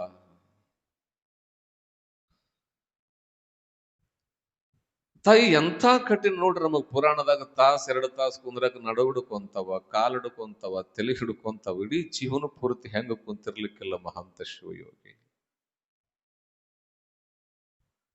ತಾಯಿ, ಊರ್ ಹೊರಗ ಈಗಲೂ ಕೂಡ ಸಿದ್ದೇಶ್ವರ ಗುಡಿಯದ, ಅಲ್ಲಿ ಏನೂ ನವೀಕರಣ ಮಾಡಿಲ್ಲ. ಹೆಂಗ ಮಹಂತಪ್ಪಗಳವರು ಬಂದು ಕುಂತ್ಕೊಂಡ್ರು, ಮಹಂತ ಶಿವಯೋಗಿಗಳು ಬಂದು ಕುಳಿತಿದ್ರು, ಹಾಗೆ ಈಗಲೂ ಕೂಡ ಆ ಗುಡಿ ನಿಮಗೆ ಸಿಗುತ್ತದೆ. ಪದ್ಮಾಸನವನ್ನ ಹಾಕೊಂಡು ತದೇಕ ಚಿತ್ತದಿಂದ ಸಪ್ತ ಚಕ್ರಗಳನ್ನ ಭೇದಿಸಿ ಸಹಸ್ರಾರವನ್ನ ತಲುಪಿ ತನ್ನದೇ ಆಗಿರುವ ಅಮೃತತ್ವದ ಪ್ರೇಮದ ಭವ್ಯದ ಬೆಳಗಿನಲ್ಲಿ ಯೋಗಾಸಕ್ತನಾಗಿ ತದೇಕ ಚಿತ್ತದಿಂದ ಧ್ಯಾನವನ್ನ ಮಾಡತಕ್ಕಂಥವರು ಮಹಂತ ಶಿವಯೋಗಿಗಳು. ಧ್ಯಾನ ಅಂದ್ರೇನು? ಆಮಿಷಗಳನ್ನ ತುಳಿಯುವ ಜಗತ್ತಿನ ಬಹುದೊಡ್ಡ ಸಾಧನ ಅದು. ಧ್ಯಾನ ಅಂತಂದ್ರೆ ಒಬ್ಬ ಮನುಷ್ಯನನ್ನ ತನ್ನದೇ ಆಗಿರ್ತಕ್ಕಂಥ ವಿಚಾರದೊಳಗ ಇಡತಕ್ಕಂಥ ಒಂದು ದೊಡ್ಡ ಶಕ್ತಿ. ಅದನ್ನ ಶಿವಯೋಗಿಗಳು ಸದಾಕಾಲ ಮಾಡುತ್ತೆ. ಧ್ಯಾನ ಅಂದ್ರ ಕುಳಿತೇ ಮಾಡಬೇಕು. ನಡೆಯುವಲ್ಲಿ, ನುಡಿವಲ್ಲಿ, ಕುಳಿತಲ್ಲಿ, ಮಲಗಿದಲ್ಲಿ ನೆನಪು ಘನವಾದರೆ ಅದು ಧ್ಯಾನ. ಧ್ಯಾನ ಅಂದ್ರೇನವ? ಕುಳಿತಾಗೋ ರುದ್ರ ಮನುಷ್ಯ ಅನ್ನೋದು. ಹಿಂದಿನ ಕಾಲದ ಜನರು ನೋಡ್ರಿ, ನಿಂತರು ಶಿವ ಶಿವ ಅಂತಿದ್ರು, ಕುಂತರು ಶಿವ ಶಿವ ಅಂತಿದ್ರು, ಬಿದ್ರು ಕೂಡ ಈಗಿನವ್ರು ಏನಂತೀರವ? ಕುಂತ್ರು ಮೊಬೈಲ್ ಅಂತೀರಿ, ನಿಂತ್ರು ಹಾ. ಈಗಿನ ಜನ ಹೆಂಗದವ ಅಂದ್ರ ಕಾಲಾಗ ಮೆಟ್ಟಿಲ್ಲ ಅಂದ್ರೆ ನಡೀತದ, ಮೊಬೈಲ್ದಾಗ ನೆಟ್ ಇರ್ಬೇಕು. ಹೌದಾ ಅಲ್ಲ? ಅವಾಗ ಹಿಟ್ಟು ಕೇಳ್ತಿದ್ರು ಮನೆಗೆ, ಈಗ ಹಂಗಲ್ಲ, ನೆಟ್ ಕೇಳ್ತಾರ. ಒಂದಿಷ್ಟು ಇದೇನು ಯಾವ್ದೋ ಸ್ಪಾಟ್ ಅಂತ, ಹಾಟ್ಸ್ಪಾಟ. ಹಾ, ಪರಿಸ್ಥಿತಿ ಹಂಗ ನಿರ್ಮಾಣ ಮಾಡಿಕೊಂಡಿದ್ದಾರೆ. ಯಾರು ಕೂಡ ಏನು ಮಾಡಕ್ ಆಗೋದಿಲ್ಲ. ಎಂಥ ಧ್ಯಾನ ಅಂದ್ರ, ಒಂದೊಂದು ಸಾರಿ ಶಿವಯೋಗಿಗಳು ಕುಳಿತರು ಅಂದ್ರ ವಾರ, 3 ದಿನ, ತಿಂಗಳಾದ್ರೂ ಕೂಡ ಬಹಿರಂಗಕ್ಕೆ ಬರ್ತಿರ್ಲಿಲ್ಲ. ಸಮಾಧಿ ಯೋಗವನ್ನು ತಲುಪಿ ಬಿಡುತ್ತಿದ್ದರು, ಸಮಾಧಿ ಸ್ಥಿತಿಯನ್ನು ತಲುಪಿ ಬಿಡುತ್ತಿದ್ದರು. ಶಿವಯೋಗಿಗಳು ಹಾಲ್ವಿಯ ಜನರ ಜನಮಾನಸದಲ್ಲಿ ದೇವರಾಗಿ ಬಿಟ್ರು. ಎಲ್ಲರೂ ಕೂಡ ಎಲ್ಲಿತನ ಅಂತಂದ್ರೆ ಬೆಳಕು ಹರಿದ್ರೆ ಸಾಕು, ಮಹಂತ ಶಿವಯೋಗಿಗಳ ಚರಣ ದರ್ಶನ ಮಾಡಿ ಮುಂದಿನ ಕೆಲಸ ಮಾಡಬೇಕು ಅನ್ನುವಷ್ಟರ ಮಟ್ಟಿಗೆ ಆ ಅಸಂಸ್ಕಾರವೇ ತುಂಬಿರುವ ಹಾಲ್ವಿಯಲ್ಲಿ ಸಂಸ್ಕಾರವನ್ನ ಬಿತ್ತಿದ್ರು ಮಹಂತ ಶಿವಯೋಗಿಗಳು. ಯಾರ ಮನೆಯೊಳಗೆ ಹೋದ್ರು ಕೂಡ ಅವರಿಗಾಗಿ ಅಡುಗೆ ಮಾಡೋರು, ಅವರಿಗೆ ನಮಸ್ಕಾರ ಮಾಡೋರು. ತಾಯಿ ನೆನಪಿಟ್ಟುಕೊಳ್ರಿ, ಹರದರ್ಶನ, ಗುರುದರ್ಶನ ಈ ಜಗತ್ತಿನೊಳಗದು ಬಹಳ ಶ್ರೇಷ್ಠ. ಸರ್ವ ದೋಷಗಳು ಇದ್ರೂ ಕೂಡ ನೀವೆಲ್ಲಗಾದ್ರೂ ಹೋಗಬೇಕಂದ್ರೆ ಸ್ವಲ್ಪ ಇಂಥ ಒಬ್ಬ ಶಿವಯೋಗಿಗಳ ಗುರುವಿನ ಚರಣಕ್ಕೆ ಬಾಗಿದ್ರಿ ಅಂತಂದ್ರ ಸರ್ವ ದೋಷಗಳನ್ನು ಕೂಡ ಆ ಗುರುವಿನ ಚರಣ ನಿಮ್ಮಿಂದ ದೂರ ಮಾಡುತ್ತದೆ, ನಿಮ್ಮನ್ನ ರಕ್ಷಣೆ ಮಾಡುತ್ತದೆ. ಅಂತ ಮಹಾಶಿವಯೋಗಿ ಅನವರತವಾಗಿ ತಿಂಗಳು, 6 ತಿಂಗಳು, 1 ವರ್ಷ, 1.5 ವರ್ಷ, 2 ವರ್ಷ ಇಷ್ಟು ಅದ್ಭುತವಾಗಿ ತಪಸ್ಸನ್ನ ಆಚರಣೆ ಮಾಡ್ತಾರೆ ಅಂತಂದ್ರ ಅವರ ಬಯಕೆ ಒಂದೇ. ಯಾವ ಬಯಕೆ ಅಂದ್ರ ಸಲಿಲಾಖ್ಯರ ಚರಣ ದರ್ಶನ ಬಿಟ್ರ ಇನ್ನೊಂದು ಅವರಿಗೆ ಯಾವ ಅಪೇಕ್ಷವೂ ಕೂಡ ಇರಲಿಲ್ಲ. ತಾಯಿ ಶರಣ್ರೆ, ಸಿದ್ದೇಶ್ವರ ಗುಡಿ ಹಿಂದ ಒಂದು ಬೆಟ್ಟ, ಸ್ವಲ್ಪ ಹಿಂಗ್ ಮುಂದ ಮೊದಲೇ ಬೆಟ್ಟ ಬರ್ತದೆ. ನಿಮ್ಗೆಲ್ಲರಿಗೂ ಕೂಡ ಗೊತ್ತದು. ಗುಡ್ಡ ನೋಡಿದಿರಲ್ರಿ ಶರಣರ? ನೋಡಿದಿರಲ್ಲ? ಹೋಗಿದಿರಲ್ಲ? ಆ ಬೆಟ್ಟದ ಬೃಹದಾಕಾರದ ಬಂಡೆಯ ಮೇಲೆ ತುಟ್ಟ ತುದಿಯೊಳಗಡೆ ಮಹಂತ ಶಿವಯೋಗಿಗಳು ಧ್ಯಾನಕ್ಕೆ ಕುಳಿತುಕೊಂಡ್ರು. ಏನೋ ಗುಡಿಯೊಳಗೆ ಕುಳಿತಿದ್ರು, ವಿವಾಹಕ್ಕಂತ ಹೋದ್ರು ಹೊರಗಡೆ. ಹಾಗೆ ತಿರುಗಾಡುತ್ತ ಪ್ರಕೃತಿಯನ್ನ ದರ್ಶನ ಮಾಡುತ್ತಾ, ಸಲಿಲಾಖ್ಯರನ್ನ ಮನಸ್ಸಿನಲ್ಲಿ ಸ್ಮರಣೆ ಮಾಡ್ತಾ ಮಾಡ್ತಾ ಮಾಡ್ತಾ ಮಾಡ್ತಾ ಗುರುಗಳನ್ನ ಕೇಳ್ತಾರೆ. ಭಗವಂತ, ಒಲವಿಲ್ಲದ ಬದುಕು, ನೆಲೆಯಿಲ್ಲದ ಜೀವನ ಅದು ಬಹಳ ದಿನ ಈ ಭೂಮಿ ಮೇಲೆ ಉಳಿಯೋದಿಲ್ಲ. ನನಗ ಬೇರೆ ಇನ್ನಾವ ಆಶೆಯೂ ಕೂಡ ಇಲ್ಲ. ನಿನ್ನ ಮಾತಿನಂತೆ ನಿನ್ನ ಚರಣ ದರ್ಶನಕ್ಕಾಗಿ ಹಂಬಲಿಸ್ತಾ ಇದ್ದೇನೆ. ನಿನ್ನ ಬಿಟ್ಟು ನಾನು ಈ ಜಗತ್ತಿನೊಳಗೆ ಎಷ್ಟು ದಿನ ಅಂತ ಇರೋದು? ಅದಕ್ಕೇನು ಕೇಳ್ತಾ ಇಲ್ಲ ಭಗವಂತ. ಭಕ್ತ ಏನು ಕೇಳ್ತಾನೆ ತಾಯಿ ದೇವರ ಹತ್ರ? ಯೋಗ್ಯವಾದ ಭಕ್ತ ಏನನ್ನೂ ಕೂಡ ದೇವರ ಹತ್ರ ಅಪೇಕ್ಷೆ ಪಡೋದಿಲ್ಲ. ಅದನ್ನೇ ಭಕ್ತಿ ಯೋಗ ಅಂತ ಕರೆಯೋದು. ಇವತ್ತು ನಾವು ಆಕಳು ಸಾಕ್ತಿವಿ. ಯಾಕೆ ಸಾಕ್ತಿವವ? ಆಕಳೇನ್ ಕೊಡ್ತದ? ಹಾಲು ಕೊಡ್ತದ. ಆಕಳಕ್ಕೆ ಹುಲ್ಲು ಹಾಕ್ತಿವಿ. ಅದು ಭಕ್ತಿ ಅಲ್ಲದು, ವ್ಯಾಪಾರ ಪ್ರೇಮ ಅಂತ ಕರೀತಾರೆ. ಏನನ್ನೂ ಅಪೇಕ್ಷಿಸದೆ ಇಡೀ ತನುಮನ ಧನವನ್ನ ಅವನಿಗಾಗಿ ಸಮರ್ಪಣ ಮಾಡಿ ಲವಲೇಶವೂ ಕೂಡ ದೋಷವಿಲ್ಲದಂತೆ ಒಬ್ಬ ವ್ಯಕ್ತಿ ಅವರಿಗೆ ಸಮರ್ಪಣ ಆಗುತ್ತಾನಲ್ಲ, ಅವನಿಗೆ ಶಿಷ್ಯ ಅಂತ ಕರೀತಾರೆ. ಬೆಟ್ಟ ನೋಡ್ರಿ ತಾಯಿ, ಗುಡ್ಡ ಹತ್ತಿದ್ರು ಗುರುಗಳು. ಸಾಯಂಕಾಲದ ಹೊತ್ತು ತಣ್ಣಗ ಗಾಳಿ ಬೀಸ್ತಿತ್ತು. ಗುಹೆಯ ಆಕಾರ. ಆ ಬೆಟ್ಟದ ತುದಿಯ ಬಂಡೆಯ ಮೇಲೆ ಪದ್ಮಾಸನವನ್ನ ಹಾಕೊಂಡು ಸಲಿಲಾಖ್ಯ ಗುರುಗಳ ದಿವ್ಯ ನೆನಪಿನಲ್ಲಿ ಸ್ಮರಣೆಯನ್ನ ಮಾಡುತ್ತಾ ಮಹಂತ ಶಿವಯೋಗಿ ಗುರು ಸ್ಮರಣೆಯೊಳಗ ತಲ್ಲೀನರಾದರು. ತನ್ಮಯತೆ ಅಂತಾರ ತಾಯಿ. ಇದನ್ನೇನಂತಾರ ಅಂದ್ರೆ ಅವನಲ್ಲಿ ನಾನು, ನನ್ನಲ್ಲಿ ಅವನು ಪೂರ್ಣವಾಗೋದು. ಅವನಲ್ಲಿ ನಾನು ತುಂಬೋದು, ನನ್ನಲ್ಲಿ ಅವನು ತುಂಬೋದು. ಆ ತುಂಬಿದ ಪೂರ್ಣತೆಯ ತಳಹದಿಯೇ ಶೂನ್ಯ. ಆ ಶೂನ್ಯದ ಭಾವವೇ ಸಮಾಧಿ. ಎಷ್ಟು ಮೈ ಮರೆತರು ಅಂತಂದ್ರ ಜಗತ್ತಿನ ಎಲ್ಲ ಪರವೆಗಳನ್ನ ಮರೆತು ಬಿಟ್ರು. ಮನುಷ್ಯ ಕೆಲವೊಂದು ಸಾರಿ ಕೆಲವೊಂದು ಜಾಗದೊಳಗ ಕೆಲವೊಂದು ಸಮಯದಲ್ಲಿ ಎಲ್ಲವನ್ನ ಮರೆಯುವ ಶಕ್ತಿ ಯಾವನಿಗಿರ್ತದ ಅವ ಈ ಜಗತ್ತಿನಲ್ಲಿ ಸಮರ್ಥವಾಗಿ ಬದುಕಬಲ್ಲ. ಎಲ್ಲವನ್ನ ಮರೆತರು, ಯಾವುದು ಬೇಕಾಗಿತ್ತೋ ಅದನ್ನು ಅರತರು, ಯಾವುದು ತಿಳಿಬೇಕಾಗಿತ್ತೋ ಅದನ್ನು ತಿಳಿದ್ರು, ಯಾವ ಗುರಿಗಾಗಿ ಹಂಬಲಿಸ್ತಿದ್ರೋ ಅದನ್ನ ಪರಿಪೂರ್ಣವಾಗಿ ತನ್ನ ಹೃದಯದಲ್ಲಿ ತುಂಬಿದರು. ಮೊನ್ನೆ ಹಾಲ್ವಿಯ ಪರಮ ಪೂಜ್ಯರು ಆಶೀರ್ವಚನವನ್ನ ದಯಪಾಲಿಸುವ ಕಾಲಕ್ಕೆ ಬಹಳ ಅದ್ಭುತವಾದ ಮಾತನ್ನು ಹೇಳಿದ್ರು. ಛಿದ್ರವಾದ ಮನದ ಬಯಕೆ ಒಂದೇ ಕ್ಷಣದೊಳಗೆ ಈಡೇರಿ ಬಿಡುತ್ತದೆ. ಯಾಕೆಂದ್ರೆ ಬಹಳ ನೊಂದಾಗ ಆ ಒಂದೇ ಬಯಕೆ ಬಲವಾದಾಗ ಬಲವಾದ ಬಯಕೆ ಭಗವಂತನಿಗೆ ಸಮೀಪವಾಗ್ತದೆ. ಎಷ್ಟು ನೊಂದ್ರು ಅಂತಂದ್ರೆ, ಯಾವುದಕ್ಕಾಗಿ ನೊಂದ್ರು? ಕಾಕತ್ರಯಗಳಿಗಾಗ್ಲಿ, ಭೂಮಿಗಾಗ್ಲಿ, ಹೇಮಕ್ಕಾಗ್ಲಿ, ಕಾಮಿನಿಗಾಗ್ಲಿ, ಕಾಂಚನಕ್ಕಾಗ್ಲಿ ಎಲ್ಲ ಗುರುವಿನ ಚರಣ ದರ್ಶನಕ್ಕಾಗಿ ಮಹಂತ ಶಿವಯೋಗಿಗಳು ಹಾಲ್ವಿಯ ಬೆಟ್ಟದ ತುದಿಯ ಮೇಲೆ ಅತ್ಯಂತ ಪ್ರೇಮ ಭಾವನೆಯೊಂದಿಗೆ ಗುರುಗಳನ್ನ ಸ್ಮರಿಸ್ತಾ ಧ್ಯಾನ ಮಾಡ್ತಿದಾರ. ಗುರುವೇ, ನಿನ್ನ ಚರಣ ದರ್ಶನ ನನಗಾಗಲಿ. ಧ್ಯಾನ ಮಾಡಿದ್ರು. ದಿನ ಕಳೀತು, 2 ದಿನ ಕಳೀತಾಯಿ, ಊಟ ಇಲ್ಲ, ನೀರಿಲ್ಲ. ಹೇಗೆ ಪದ್ಮಾಸನ ಹಾಕಿ ಕುಳಿತಿದ್ದಾನೆ ಪುಣ್ಯಾತ್ಮ. ತನ್ನದೇ ಆಗಿರ್ತಕ್ಕಂತಹ ಧ್ಯಾನದೊಳಗ ತಲ್ಲೀನವಾಗಿ ಬಿಟ್ಟಿದ್ದಾರೆ. ಎಲ್ಲವನ್ನ ಮರೆತು ಬಿಟ್ಟಿದ್ದಾರೆ. ಪ್ರಪಂಚದೊಳಗ ಅಣುವಿನೊಳಗೂ ಕೂಡ ಗುರುವಿನ ಚರಣವನ್ನೇ ತುಂಬಿದ್ದಾರೆ. ಹೇಗೆ ಅಂತಂದ್ರೆ ಹೇಳ್ತಾರಲ್ಲ, ಎತ್ತೆತ್ತ ನೋಡಿದಡತ್ತ ನೀನೇ ದೇವ, ಸಕಲ ವಿಸ್ತಾರದ ರೂಹು ನೀನೇ. ಮಹಾಂತ ಶಿವಯೋಗಿಗಳ ತಪೋಬಲ, ಮಹಂತ ಶಿವಯೋಗಿಗಳ ಶಕ್ತಿ, ಮಹಂತ ಶಿವಯೋಗಿಗಳ ಧ್ಯಾನ ಬಲ ಎಷ್ಟಿತ್ತು ಅಂತಂದ್ರ, ಬೆಳಗಿನ ಜಾವ ಸೂರ್ಯ ಉದಯವಾಗಬೇಕು, ಬ್ರಾಹ್ಮಿ ಮುಹೂರ್ತದ ಸಮಯ, ಎಲ್ಲಿಂದಲೋ ಒಂದು ದೊಡ್ಡ ಘೋರವಾದ ಶಬ್ದ ಯಾರಿಗೆ ಕೇಳಿಸ್ತದೆ ಅಂತಂದ್ರ ಮಹಂತ ಶಿವಯೋಗಿಗಳಿಗೆ ಇದು ಯಾವ ಶಬ್ದ, ಇದು ಯಾವ ಬೆಳಕು, ಇದು ಯಾವ ಮಿಂಚು ಅಂತ ಕಣ್ಣು ಬಿಟ್ಟು ನೋಡಿದ್ರ ಆ ಬೆಟ್ಟದ ತುದಿಯ ಬಂಡೆಯ ಮೇಲೆ ಮಹಂತ ಶಿವಯೋಗಿಗಳ ಮುಂದುಗಡೆ ಸಲಿಲಾಖ್ಯ ಗುರುಗಳ 2 ಚರಣಗಳು ದರ್ಶನವಾಗುತ್ತವೆ ಮಹಂತ ಶಿವಯೋಗಿಗಳಿಗೆ. ತಾಯಿ, ಅದು ಗಿರಿ. ಗಿರಿ ಅಂದ್ರೇನು? ಬೆಟ್ಟ, ಗುಡ್ಡ. ಚರಣ ಅಂದ್ರೆ ಪಾದ. ಸಲಿಲಾಖ್ಯ ಗುರುವಿನ ಪಾದ ಗಿರಿಯಲ್ಲಿ ಮೂಡಿದ ಕಾರಣ ಅದಕ್ಕೆ ಚರಣಗಿರಿ ಅಂತ ಕೊಟ್ರು. ಏನಂತ ಕೊಟ್ರು? ಕನಕಗಿರಿ ಕೇಳಿದಿರಿ, ಸುವರ್ಣಗಿರಿ ಕೇಳಿದಿರಿ. ಕನಕ ಅಂದ್ರ ಬಂಗಾರ, ಸುವರ್ಣ ಅಂದ್ರನು ಬಂಗಾರ. ಆದ್ರ ಇಲ್ಲಿ ವಿಶೇಷ ಏನು ಅಂದ್ರ, ಕನಕ ಬಂಗಾರಕ್ಕಿಂತನೂ ನಿಜವಾದ ಬಂಗಾರ ಅಂದ್ರೆ ಅದು ಗುರುಚರಣ. ಇದನ್ನ ಚರಣಗಿರಿ ಅಂತ ಕರೆದ್ರು. ಆ 2 ಪಾದಗಳನ್ನ ನೋಡಿದ ತಕ್ಷಣವೇ ಮಹಾಂತ ಮಹಾಶಿವಯೋಗಿಗಳ ಕಣ್ಣಿನೊಳಗ ಆನಂದದ ಧಾರೆ ಹರಿದು ಆ ಪಾದದ ಮೇಲೆ ಬೀಳುತ್ತವೆ.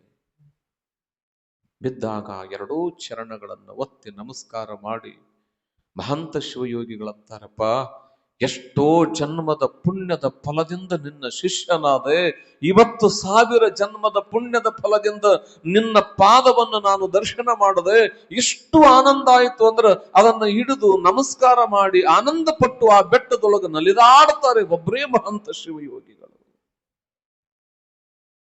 ನಲಿದಾಡುವ ಕಾಲಕ್ಕೆ ಸಲಿಲಾಖ್ಯ ಗುರುಗಳವರಿಗೆ ಅಶರೀರವಾಗಿ ವಾಣಿಯನ್ನ ದಯಪಾಲಿಸ್ತಾರೆ. ಮಹಂತೇಶ, ನಾನು ಅವತ್ತು ಹೇಳಿದ್ದೆ ನೋಡ್ರಿ, ಎಂಥ ಮಾತು. ಮನುಷ್ಯ ನರ ಕೈ ಬಿಡಬಹುದು, ನರ ಆಡಿದ ಮಾತನ್ನ ಮರಿಬಹುದು, ಗುರು ಯಾವತ್ತೂ ಕೈ ಬಿಡೋದಿಲ್ಲ, ಆಡಿದ ಮಾತನ್ನ ಗುರು ಯಾವತ್ತೂ ಮರೆಯುವುದಿಲ್ಲ. ತಾಯಿ ಶರೀರವಾಗಿ ಅಶರೀರವಾಣಿಯನ್ನ ದಯಪಾಲಿಸ್ತಾರೆ. ಇಪ್ಪ, ನೀ ಚಿಂತೆ ಮಾಡಬೇಡ, ನಿನ್ನಿಂದ ನಾನು ಸದಾವ ಕಾಲ ಇರ್ತೀನಿ ಅಂತ ಆಶೀರ್ವಾದ ಮಾಡಿದಾಗ ಆ ವಾಣಿಗೆ ತಲೆವಾಗಿ ಸಾಷ್ಟಾಂಗ ನಮಸ್ಕಾರ ಹಾಕಿ ಬೆಟ್ಟದ ತುದಿಯಲ್ಲಿರ್ತಕ್ಕಂಥ ಮಹಂತ ಶಿವಯೋಗಿಗಳಂತಾರ, ಯಪ್ಪ, ನೀ ಒಂದು ಮಾತು ಹೇಳಿದ್ದಿ ನನಗೆ, ಏನಂದ್ರೆ ಎಲ್ಲಿ ನನ್ನ ಪಾದ ಮೂಡ್ತವ ಅಲ್ಲಿ ಮಠವನ್ನ ಸ್ಥಾಪನೆ ಮಾಡು. ಆದ್ರ ಅವ್ರೆಲ್ಲದಾರವ? ಅವ್ರೆಲ್ಲದಾರ? ಜೋರಾಗಿ ಹೇಳ್ರಿ, ಎಲ್ಲಿದಾರ ಅವರು? ಬೆಟ್ಟದ ಮ್ಯಾಗದಾರ. ನೀವು ಕೆಳಗಿದ್ರೆ ಬರಾಗಲ್ಲ ಭಕ್ತರು, ಬರ್ತೀರ? 3 ಮೆಟ್ಲು ಮಾಡಲ್ 4 ಮೆಟ್ಲು ಮಾಡೋದ್ರ ಎಲ್ಲಿ ಏರ್ಬೇಕು ಬಿಡು ಅಂತ ಅಲ್ಲೇ ಕೆಳಗೆ ಕುಂತು ಬಿಡ್ತೀರಿ. ಮತ್ತು ಬೆಟ್ಟದ ಮೇಲೆ ಮಠನೂ ಕೂಡ ಮಾಡೋದಕ್ಕಾಗೋದಿಲ್ಲ. ಅವಾಗ ಮಹಾಂತ ಶಿವಯೋಗಿಗಳು ಸಲಿಲಾಖ್ಯ ಗುರುಗಳನ್ನ ಕೇಳ್ತಾರಲ್ಲಪ್ಪ, ನೀನು ಚರಣ ಮೂಡಿದಲ್ಲಿ ಮಠ ಮಾಡು ಅಂದಿ, ನಾನು ಬೆಟ್ಟದ ತುದಿಯೊಳಗದೀನಿ, ಬೆಟ್ಟದ ತುದಿಯ ಬಂಡೆಯ ಮೇಲೆ ನಿನ್ನ ಚರಣಗಳು ಮೂಡಿದವ, ಮತ್ತೆ ಇಲ್ಲಿ ಹೆಂಗ ಮಠ ಮಾಡಬೇಕು, ಹೆಂಗ ಮುಂದಿನ ಕೆಲಸ ನಮ್ದು ಅಂದ್ರವರು.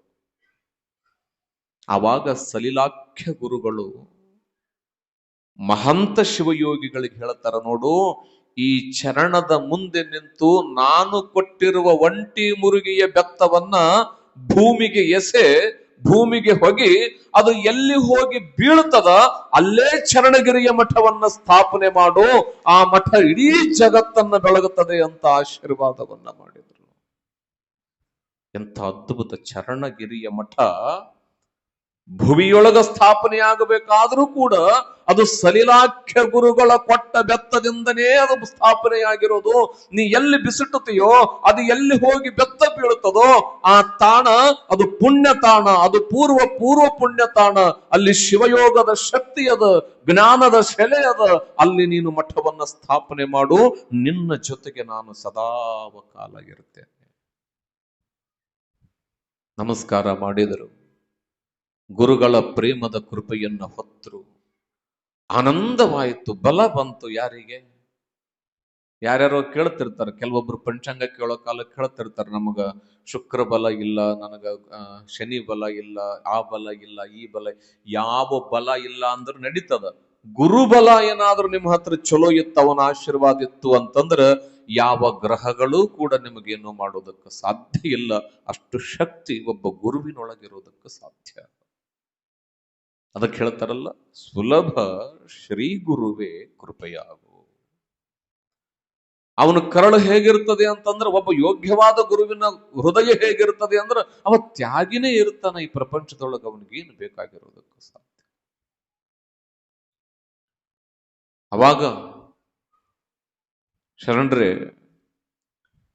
ಬೆಟ್ಟದ ತುದಿಯ ಬಂಡೆಯ ಮೇಲೆ ನಿಂತುಕೊಂಡು ಮಹಾಂತ ಶಿವಯೋಗಿಗಳು ಒಂಟಿ ಮುರುಗಿಯ ಬೆತ್ತವನ್ನ ಬಲಗೈ ಹಸ್ತದಿಂದ ಗುರುವಿನ ಸ್ಮರಣೆ ಮಾಡಿ ಭುವಿಗೆ ಎಸೆದ್ರ ಆ ನೇರವಾಗಿ ಬೆತ್ತ ಎಲ್ಲಿ ಬಂದು ಬಿತ್ತು ಅಂದ್ರ, ಇವತ್ತಿನ ಚರಣಗಿರಿಯ ಮಠ ಸ್ಥಾಪನೆಯಾಗಿದೆಯಲ್ಲ, ಆ ಮಠದ ಜಾಗದೊಳಗ ಬಂದು ಕೆಳಗಡೆ ಬೆತ್ತ ಬೀಳುತ್ತದೆ.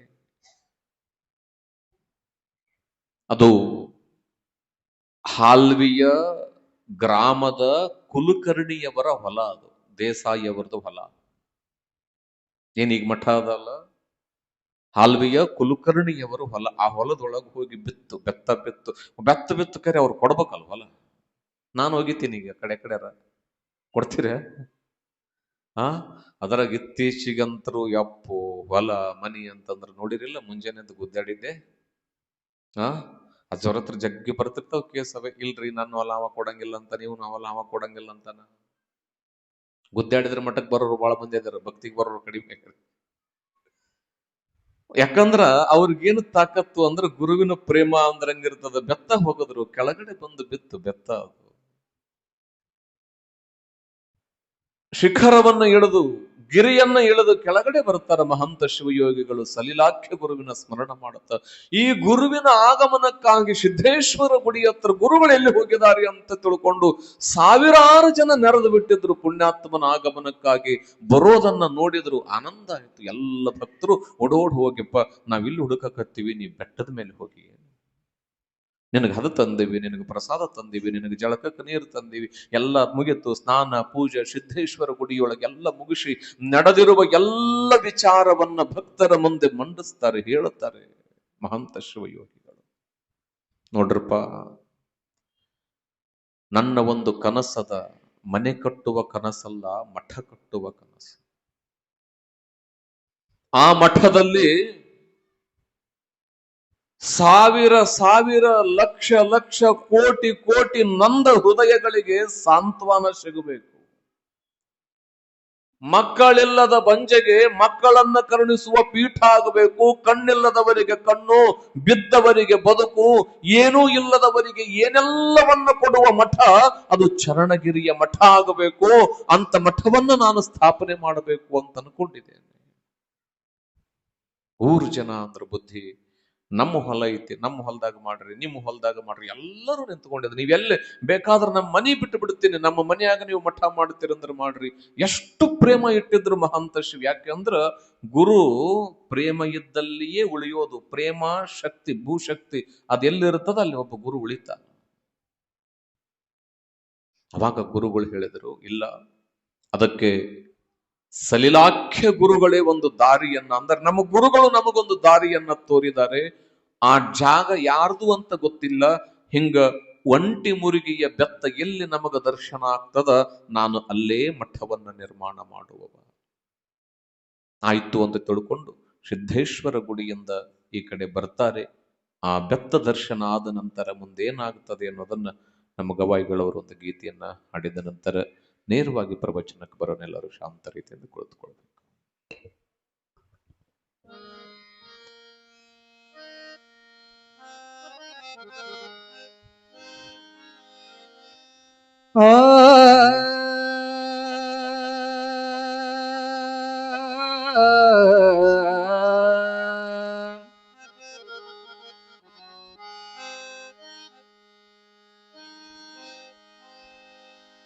ಮನೆ ಮನೆ ಸಂಚರಿಸಿ ವಚನದ ಕಟ್ಟನ್ನು ಸಂಗ್ರಹಿಸಿ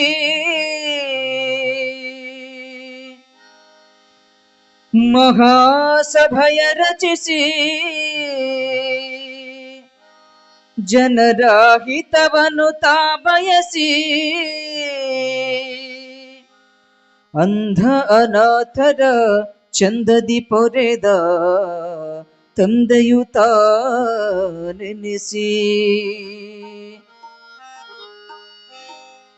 ಬಂದ ನೋಡು ತ್ಯಾಗಿ ಹಾನಗಲ್ಲ ಕುಮಾರ ಶಿವಯೋಗಿ. ಬಂದ ನೋಡು ತ್ಯಾಗಿ ಹಾನಗಲ್ಲ ಕುಮಾರ ಶಿವಯೋಗಿ. ಶಿವಯೋಗ ಮಂದಿರ ಅಂಧದಿ ರಚಿಸಿದ ನಾಡಿಗೆ ಬೆಳಕಾಗಿ. ಶಿವಯೋಗ ಮಂದಿರ ಅಂಧದಿ ರಚಿಸಿದ ನಾಡಿಗೆ ಬೆಳಕಾಗಿ. ಬಂದ ನೋಡು ತ್ಯಾಗಿ ಹಾನಗಲ್ಲ ಕುಮಾರ ಶಿವಯೋಗಿ. ಬಂದ ನೋಡು ತ್ಯಾಗಿ ಹಾನಗಲ್ಲ ಕುಮಾರ ಶಿವಯೋಗಿ.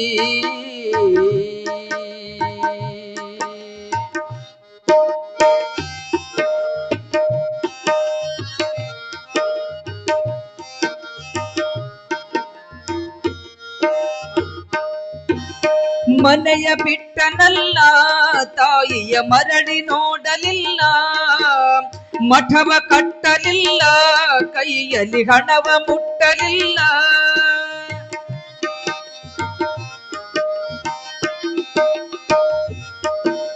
ಮನೆಯ ಬಿಟ್ಟನಲ್ಲ, ತಾಯಿಯ ಮರಳಿ ನೋಡಲಿಲ್ಲ, ಮಠವ ಕಟ್ಟಲಿಲ್ಲ, ಕೈಯಲ್ಲಿ ಹಣವ ಮುಟ್ಟಲಿಲ್ಲ. ಸಮಾಜಕ್ಕಾಗಿ ತನು ಮನಧನವ ಸೂರ್ಯ ಕೈದನಲ್ಲ. ಸಮಾಜಕ್ಕಾಗಿ ತನು ಮನಧನವ ಸೂರ್ಯ ಕೈದನಲ್ಲ. ಬಂದ ನೋಡು ತ್ಯಾಗಿ ಹಾನಗಲ್ಲ ಕುಮಾರ ಶಿವಯೋಗಿ. ಬಂದ ನೋಡು ತ್ಯಾಗಿ ಹಾನಗಲ್ಲ ಕುಮಾರ ಶಿವಯೋಗಿ. ಶಿವಯೋಗ ಮಂದಿರ ಅಂಧದಿ ರಚಿಸಿದ ನಾಡಿಗೆ ಬೆಳಕಾಗಿ. ಶಿವಯೋಗ ಮಂದಿರ ಅಂಧದಿ ರಚಿಸಿದ ನಾಡಿಗೆ ಬೆಳಕಾಗಿ.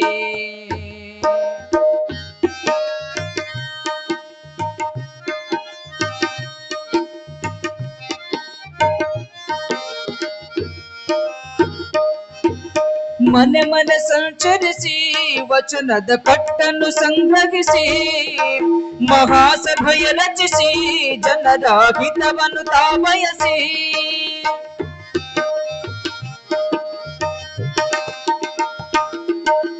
ಮನೆ ಮನೆ ಸಂಚರಿಸಿ ವಚನದ ಕಟ್ಟನ್ನು ಸಂಗ್ರಹಿಸಿ ಮಹಾಸಭೆಯ ರಚಿಸಿ ಜನರ ಹಿತವನ್ನು ತಾ ಬಯಸಿ. ಅಂಧ ಅನಾಥರ ಚಂದದಿ ಪೊರೆದ ತಂದೆಯು ತಾನೆನಿಸಿ. ಅಂಧ ಅನಾಥರ ಚಂದದಿ ಪೊರೆದ ತಂದೆಯು ತಾನೆನಿಸಿ. ಬಂದ ನೋಡು ತ್ಯಾಗಿ ಹಾನಗಲ್ಲ ಕುಮಾರ ಶಿವಯೋಗಿ. ಶಿವಯೋಗ ಮಂದಿರ ಅಂಧದಿ ರಚಿಸಿದ ನಾಡಿಗೆ ಬೆಳಕಾಗಿ, ಕರುನಾಡಿಗೆ ಬೆಳಕಾಗಿ.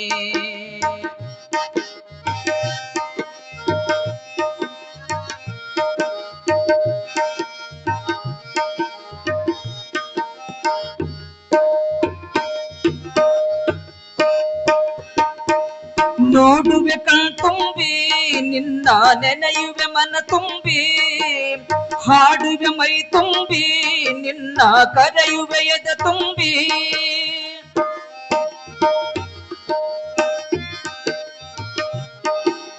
ನೋಡುವೆ ಕಣ್ತುಂಬಿ ನಿನ್ನ ನೆನೆಯುವೆ ಮನ ತುಂಬಿ, ಹಾಡುವೆ ಮೈ ತುಂಬಿ ನಿನ್ನ ಕರೆಯುವೆ ಎದೆ ತುಂಬಿ.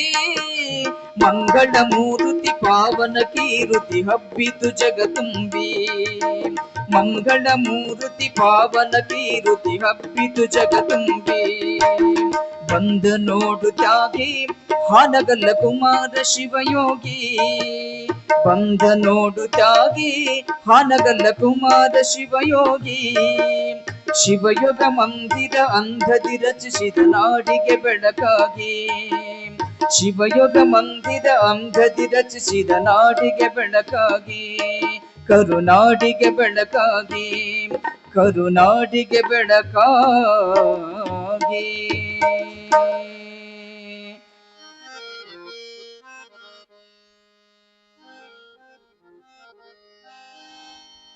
ಆ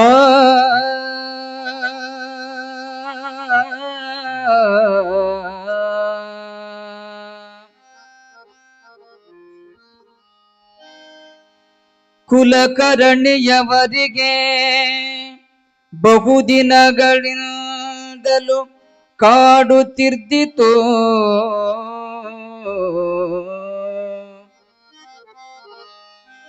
ಕುಲಕರ್ಣಿಯವರಿಗೆ ಬಾಳ ದಿನಗಳಿಂದಲೂ ಕಾಡುತ್ತಿರ್ದಿತು ಬಲದ ಚಿಂತೆಯೋ. ಇವರ ಮಡದಿಯಂಗಡಿಯಾದದೋ, ಇವರ ಮಡದಿಯಳಿಗಾದನೋ, ನಡೆಯಲಾಗದ ರೋಗವಿದ್ದಿತು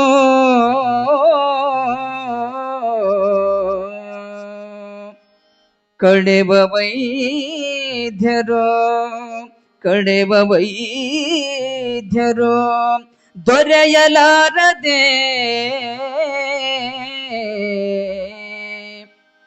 ಮುಳುಗಿ ಚಿಂತೆಯ ಶರದಿ,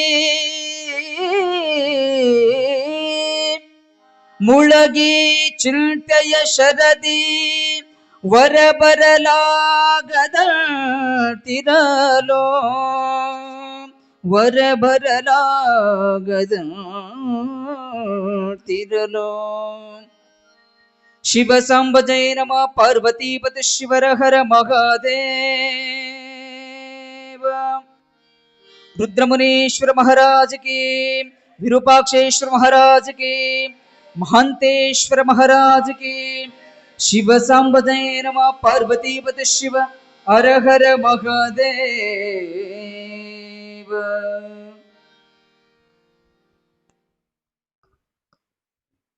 ನೀವೇನು ಚಪ್ಪಾಳೆ ಹೊಡಿಬೇಡ್ರಿ, ಕೆಲಸ ಮಾಡ್ರಿ. ನಾಳೆಗೆ ತೆಲಿಗಂಬು ಚಾಪಿ ತೊಗೊಂಬರ್ರಿ. ತೆಲಿಗಂಬು ಒಂದು ಚಾಪಿ ಒಂದಿಷ್ಟು ಹಾಸ್ಕೊಳಕ್ಕೆ ಏನನ್ನಿದ್ರೆ ತೊಗೊಂಬರ್ರಿ. ಗಾದಿ ಪಾದಿ ಮಕ್ಕೊಂಬಿಡ್ರಿ. ನಾನು ಆಮೇಲೆ 9 ಗಂಟೆಗೆ ಎಬ್ಬಿಸ್ತೀನಿ ನಿಮ್ಮನ್ನೆಲ್ಲ. ಎದ್ದೇಳ್ರವ, ಒತ್ತಾಯ್ತಿ. ಹಾ,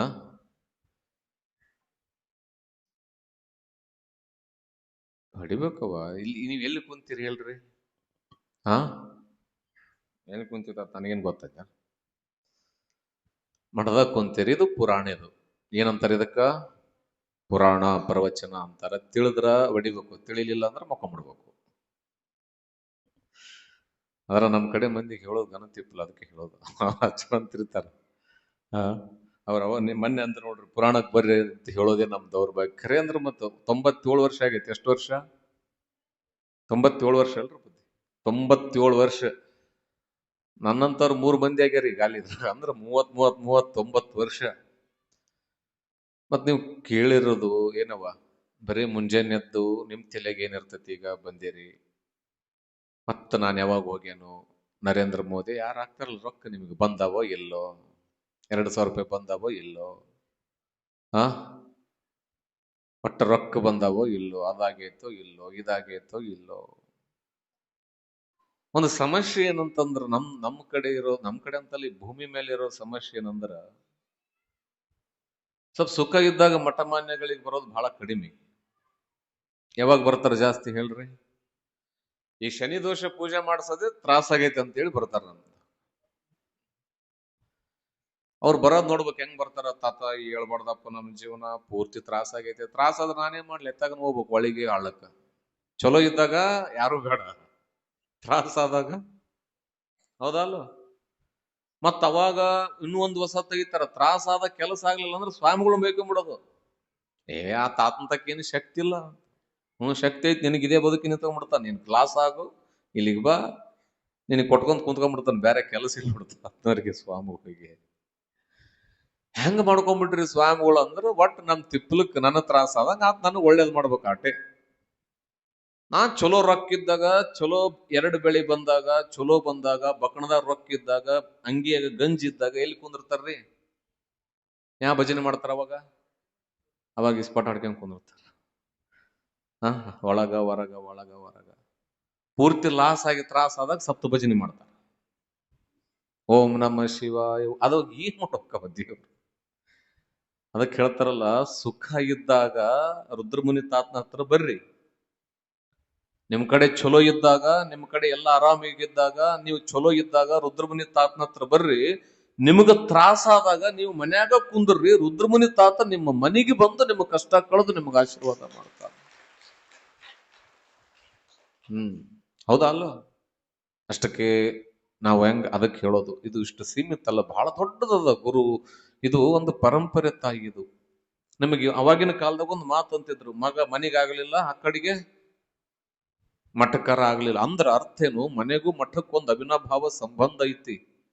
ಮಠ ಅಂದ ತಕ್ಷಣ ಅದು ಸ್ವಾಮಿಗಳದೇ ಅಂತಲ್ಲ, ಗುರುಗಳು ದಿನ ಹೇಳ್ತಾರ ಅದು ನಿಮ್ಮ ಮಠ, ಇದು ನಿಮ್ಮದೇ ಮಠ. ಮತ್ತೆ ಅವ್ರು ಯಾವತ್ತಾದ್ರೂ ನಾಯಕರು ನಡ್ಕೊಂಡಂಗ್ ನಡ್ಕೊಂಡಾರ? ನಿಮಗೊಬ್ರು ಸೇವಕರಾಗಿಯೇ ಶ್ರೀ ಗುರುಗಳು ಶ್ರೀಮಠದೊಳಗೆ ಇದ್ದಾರೆ. ನೀವುಗಳೇನ್ ಮಾಡ್ಬೇಕು? ಬರ್ಬೇಕು, ಗದ್ದಿಗೆ ಇರ್ತದ, ನಮಸ್ಕಾರ ಮಾಡ್ಕೋಬೇಕು, ಸೇವಾ ಮಾಡ್ಬೇಕು, ನಿಮ್ ಕರ್ತವ್ಯಗಳದವ ಏನದವ ಮಾಡ್ಬೇಕು. ಹಣ್ಣಿಮ್ಯಾಗ ವಿಭೂತಿ, ಕೊರಳಾಗ ರುದ್ರಾಕ್ಷಿ, ಒಳ್ಳೆ ಸಂಸ್ಕಾರ. ನಿಮ್ಮ ಮನೆಯೊಳಗಡೆ ಯಾವಾಗಲೂ ಕೂಡ ಗುರು ಧ್ಯಾನ, ಗುರು ಸ್ಮರಣೆ. ಯಾವತ್ತಾದರೂ ಕೂಡ ಒಬ್ಬ ಗುರುವಿನ ಪ್ರೇಮ ನಿಮ್ಮ ಮನೆ ಮ್ಯಾಗಿತ್ತು ಅಂತಂದ್ರ ನಿಮ್ಮ ಮನೆ ಸದಾವಕಾಲ ಆನಂದವಾಗಿರುತ್ತದೆ. ಎಲ್ಲ ಪರಂಪರೆಗಳನ್ನು ಒಳಗೊಂಡಿದ್ದೇ ಮಠ ಮಾನ್ಯ. ಯಾಕೆ ಹೇಳ್ತಿದ್ದೀನಿ ಅಂತಂದ್ರ, ಈಗ ಇಷ್ಟೊತ್ತನ ಕೇಳ್ತಿದ್ರಲ್ಲ, ಹಾಲ್ವಿ ಮಠ ಹೆಂಗ ಸ್ಥಾಪನೆ ಆಯ್ತು. ಹಾಲ್ವಿ ಮಠ ಸುಮ್ಮನೆ ಹೋಗ್ಬಿಡುತ್ತೆ ನೋಡ್ರಿ, ಎಷ್ಟು ಕಷ್ಟಪಟ್ಟಾರ ಶಿವಗಳು. ಬೆಟ್ಟದ ತುದಿಯೊಳಗೆ ಹೋಗಿ ಕಷ್ಟಪಟ್ಟು ತಪಸ್ಸು ಮಾಡಿದಾಗ ಆ ಯೋಗ ಸಿಕ್ತವ್ರಿಗೆ.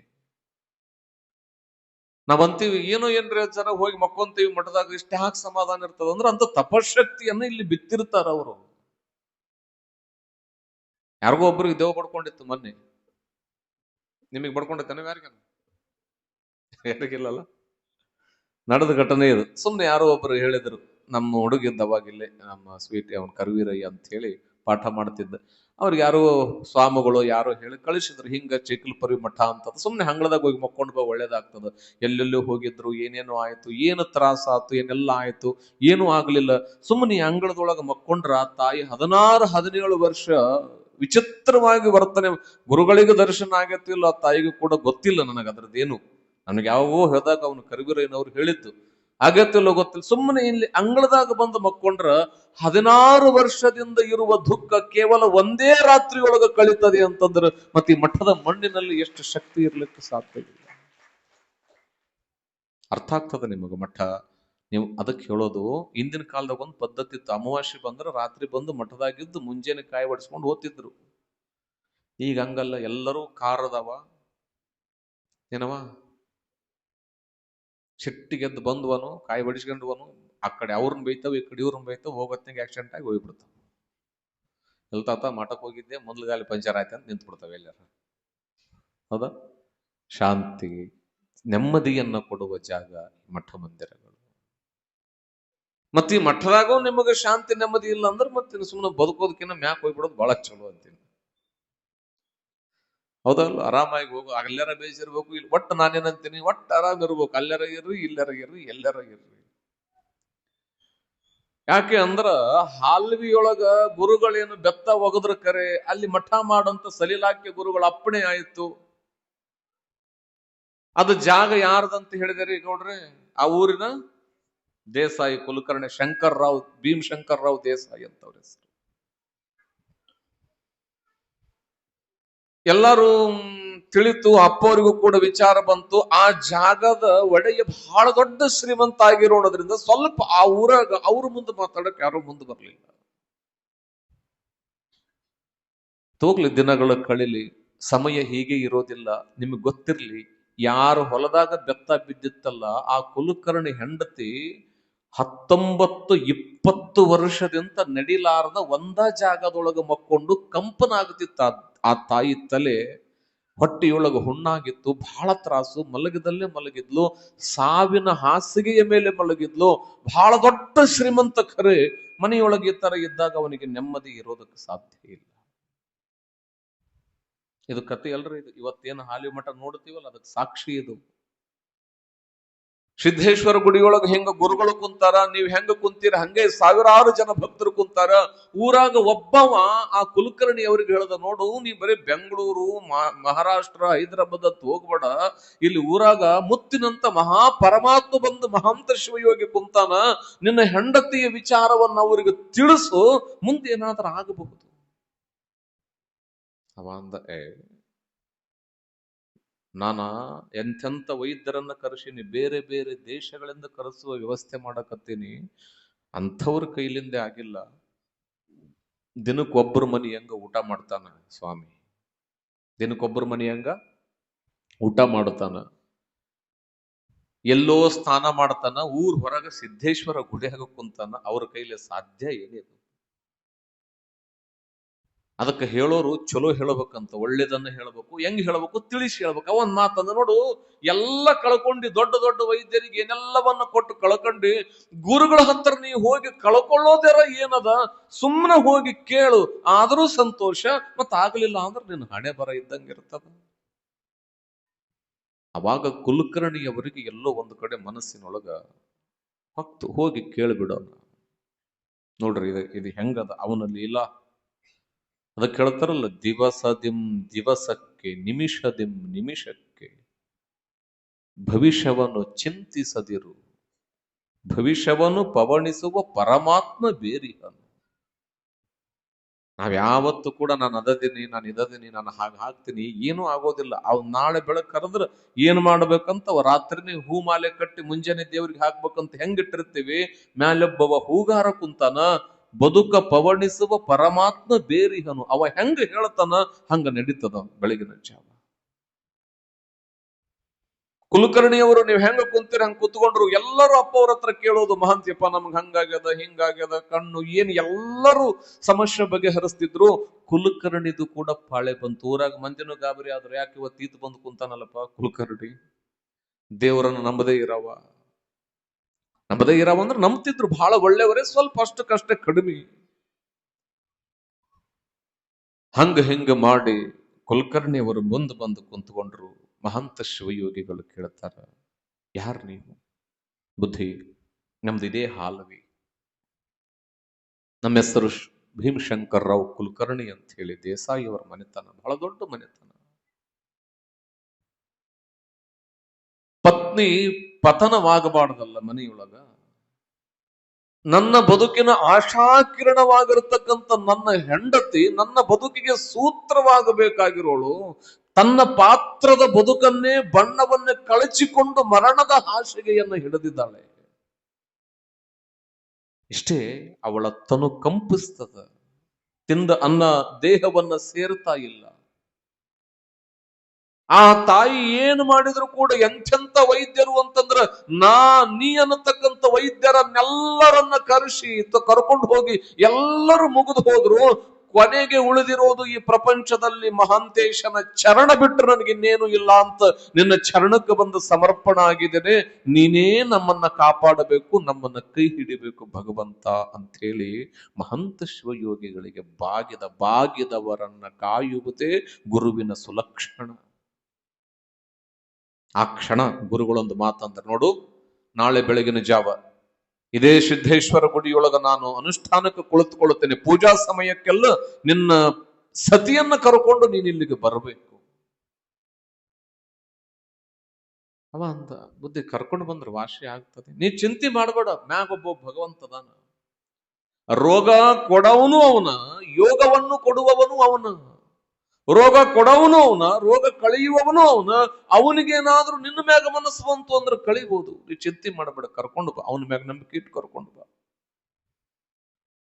ಆ ಕಡೆ ಈ ಕಡೆ 4 ಜನ ಹಿಡ್ಕೊಂಡು ಹೆಂಡತೀನಿ ಬೆಳಗಿನ ಜಾವ ಅವರು ಪೂಜೆಗೆ ಹೋಗೋದೇ 3-3:30 ಧ್ಯಾನಕ್ಕೆ ಕುಳಿತು ಬಿಡುತ್ತಿದ್ರು. ಅವರು ಸ್ನಾನ ಮುಗಿಸ್ಕೊಂಡು, ಈ ಕಡೆ ಬಾವಿ ಐತಿ ತಾಯಿ ಶರಣರೇ, ಸಿದ್ದೇಶ್ವರ ಗುಡಿ ಪಕ್ಕನೆ ಕಲ್ಯಾಣಿ ಅದ, ಬಾವಿ ಅದ, ಅಲ್ಲಿ ಹೋಗೋದು. ಬಾವಿಯೊಳಗೆ ಈಗಲೇ ಅಷ್ಟು ಚಂದದವ ನೀರಲ್ಲಿ, ಇನ್ನು ಅವಾಗ ಹೆಂಗಿರ್ಲಿಕ್ಕಿಲ್ಲ. ಯಾವಾಗಲೂ ಸದಾ ಹಸಿರು, ಸುತ್ತ ನೀರು. ಅಲ್ಲಿ ಹೋಗಿ ಹೊಂಡದೊಳಗೆ ಮುಳುಗಿ ಸೀದಾ ಬಂದು ಹಸಿಯ ಬಟ್ಟೆಯ ಮೇಲೆ ಮಡಿಯಿಂದ ಧ್ಯಾನಕ್ಕೆ ಕುಳಿತುಕೊಂಡು ಬಿಡೋರು. ಅವರು ಲಿಂಗದ ಮೇಲೆ ಇಟ್ಟಿರ್ತಕ್ಕಂಥ ಪತ್ರಿಯನ್ನ ತಾಯಿಯ ಮೇಲೆ ಏರಿಸಿ ನೆತ್ತಿಗೆ ಆಶೀರ್ವಾದ ಮಾಡಿ ಸೇವಾ ಮಾಡೋದಕ್ಕೆ ಪ್ರಾರಂಭ ಮಾಡಿದರು. ಹೇಳಿದರು, ಕುಲಕರ್ಣಿಯವರ ಎಲ್ಲಿ ತನ ಆರಾಮಾಗೋದಿಲ್ಲ, ಅಲ್ಲಿ ತನ ನೀವು ಮನೆಗೆ ಹೋಗಬೇಡ್ರಿ, ಇಲ್ಲೇ ಸೇವೆಯನ್ನ ಮಾಡಬೇಕು. ಮತ್ತ ಅದನ್ನು ಹೇಳ್ತಾರ, ನಾನ್ ನಿಮ್ಮನ್ನ ಬಹಳ ದಿನ ಇಟ್ಟುಕೊಳ್ಳೋದಿಲ್ಲ, ಭಗವಂತ ಬಹಳ ಬೇಗ ಕೃಪೆ ಮಾಡ್ತಾನ, ಇಲ್ಲೇ ಇರಬೇಕು ಅಂತ ಆಶೀರ್ವಾದವನ್ನು ಮಾಡಿದಾಗ ತಾಯಿ ಬಹಳ ಚಂದ ಕೇಳ್ರಿ. ಕುಲಕರ್ಣಿ ದೇಸಾಯಿಯವರ ಮನೆತನದವರು, ಅವರ ಹೆಂಡತಿ ಆ ಸಿದ್ದೇಶ್ವರ ಗುಡಿಯೊಳಗ ಮಹಂತ ಶಿವಯೋಗಿಯ ಚರಣ ಸೇವೆಯನ್ನ ಮಾಡುತ್ತಾ 1 ದಿನ 2 ದಿನ 3 ದಿನಗಳಂತೆ ಒಟ್ಟು 16 ದಿನಗಳು ಕಳೀತಾರ.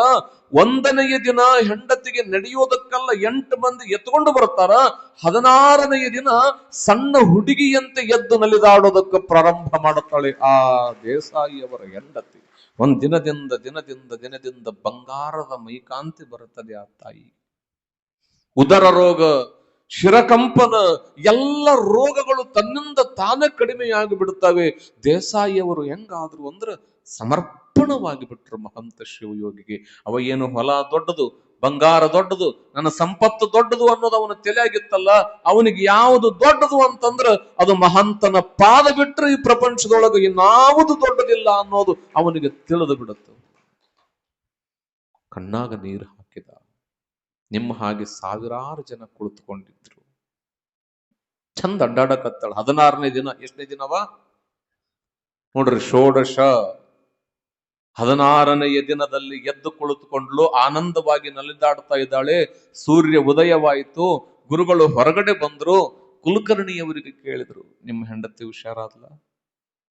ಬುದ್ಧಿ, ತಮ್ಮ ದಯ ಬಹಳ ದೊಡ್ಡದು. ಹೆಂಗಾಗಿದ್ದಾಳೆ ಅಂತಂದ್ರ ಚೊಕ್ಕಾಗಿ ಬಿಟ್ಟಾಳೆ, ಏನೇನೇನೇನು ತೊಂದರೆ ಇಲ್ಲ. ಎಷ್ಟು ಅದ್ಭುತ ಅಂತಂದ್ರ ನನಗೂ ಕೂಡ ನಂಬೋದಕ್ಕಾಗ್ತಾ ಇಲ್ಲ, ಅಷ್ಟು ಆರೋಗ್ಯವಾಗಿದ್ದಾಳೆ ಅಂತಂದಾಗ, ಆಯ್ತು ಮನೆಗ್ ಕರ್ಕೊಂಡು ಹೋಗ್ರಿ, ಮತ್ತೆ ಏನಾದರೂ ತೊಂದರೆ ಇದ್ರೆ ನನ್ನ ಹತ್ರ ಬರ್ರಿ ಅಂದ್ರು. ನೋಡ್ರಿ ಹೆಂಗಾದ, ಮನೆಗ್ ಕರ್ಕೊಂಡು ಹೋಗ್ರಿ. ಅವಾಗ ದೇಸಾಯಿ ಅವರು ಅಂತಾರ, ಬುದ್ಧಿ, ನಾನು ಹಂಗ ಮನೆಗ್ ಕರ್ಕೊಂಡು ಹೋಗೋದಿಲ್ಲ.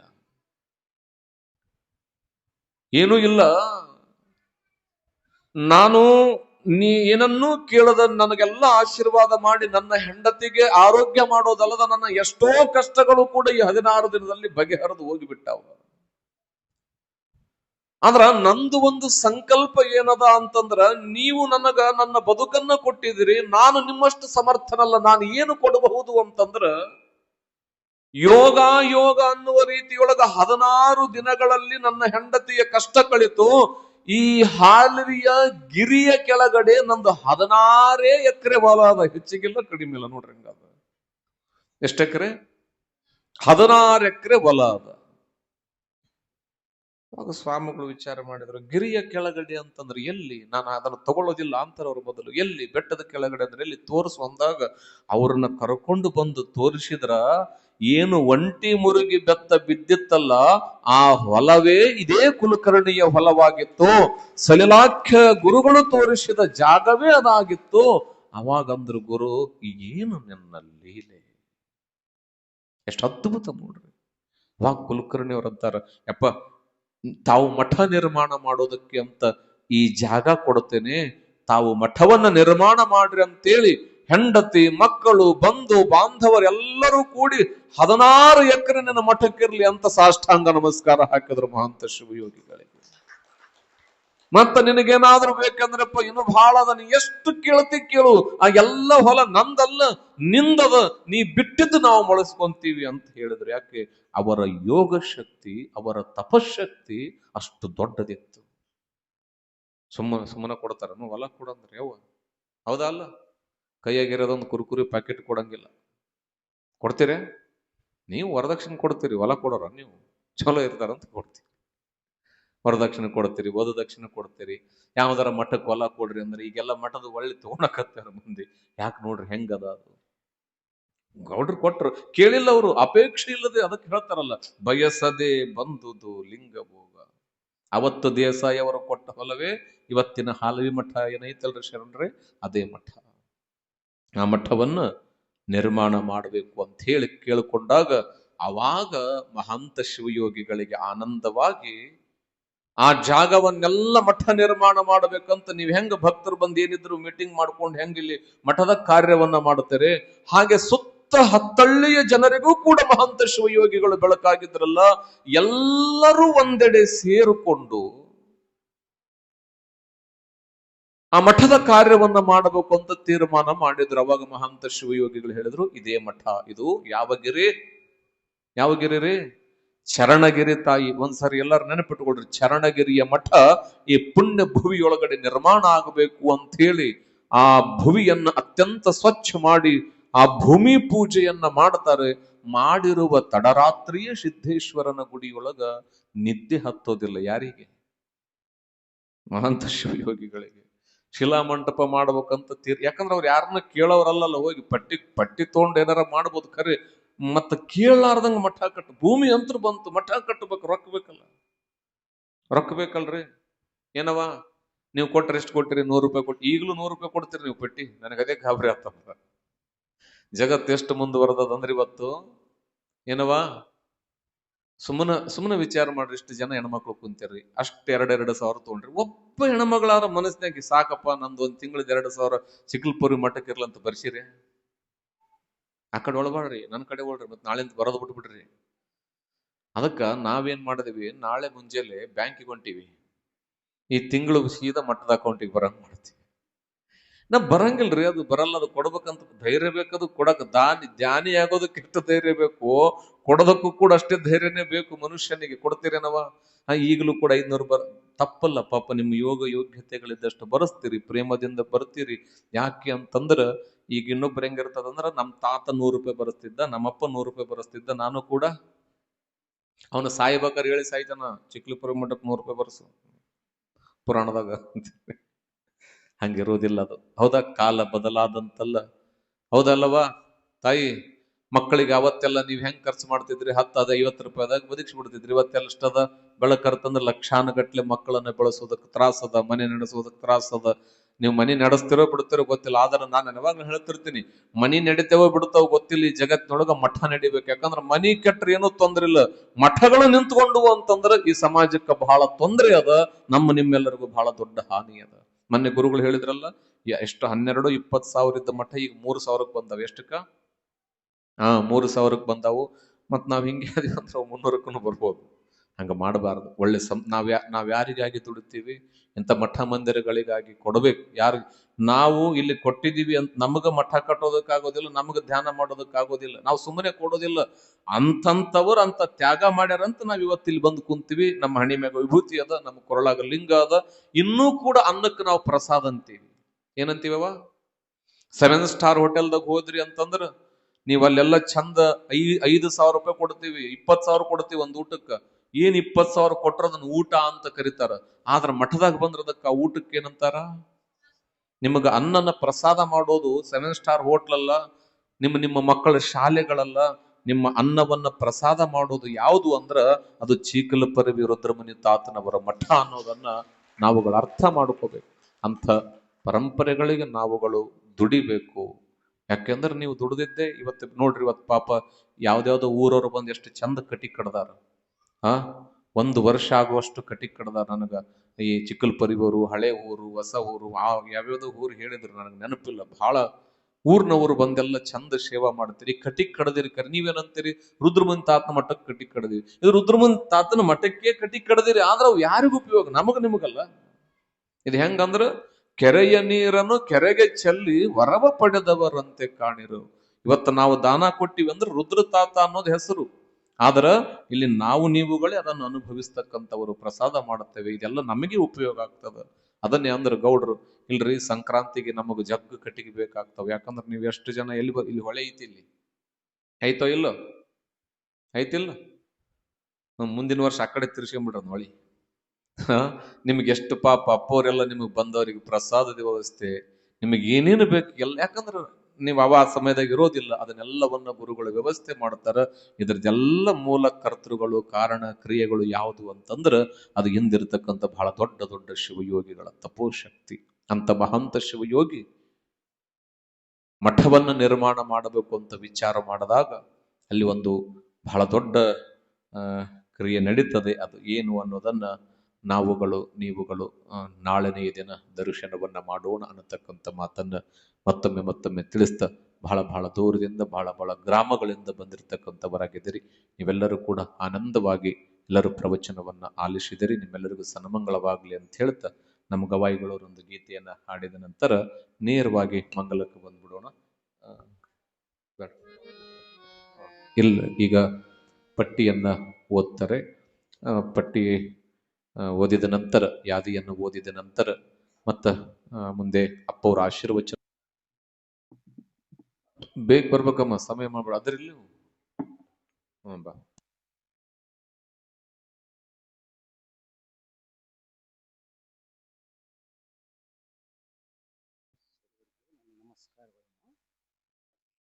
ನಮಸ್ಕಾರ.